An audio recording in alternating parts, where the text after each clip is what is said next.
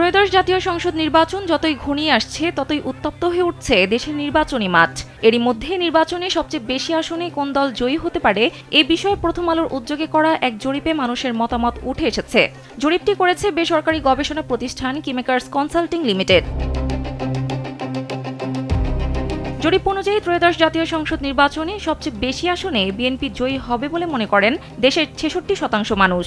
এতে বলা হয়েছে বিএনপির পরই জনগণের পছন্দের তালিকায় দ্বিতীয় অবস্থানে রয়েছে জামায়াতে ইসলামী। Japan Bangladesh joint venture company JBS holdings limited. জরিপে অর্ধেকের বেশি নাগরিকের মত বিএনপি ক্ষমতায় এলে দেশের পরিস্থিতির উন্নতি হবে।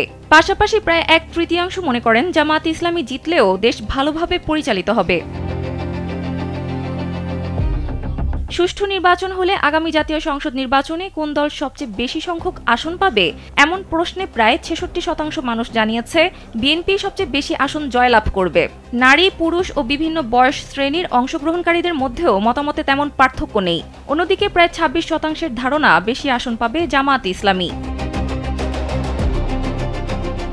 একই প্রশ্নে ৭% কিছু বেশি মানুষ আওয়ামী লীগের কথা বলেছেন। জুলাই গণঅভ্যুত্থানে নেতৃত্ব দেওয়া তরুণদের দল জাতীয় নাগরিক পার্টি এনসিপিকে বেছে নিয়েছেন ০.৮%। আর ইসলামী আন্দোলন বাংলাদেশের কথা বলেছেন ০.১% অংশগ্রহণকারী। আর মাত্র ০.১% উত্তরদাতা জাতীয় পার্টির কথা বলেছেন। জরিপকারী প্রতিষ্ঠান জানিয়েছে এটি নির্দিষ্টভাবে কোনো নির্বাচনী এলাকার প্রতিনিধিত্ব করে না।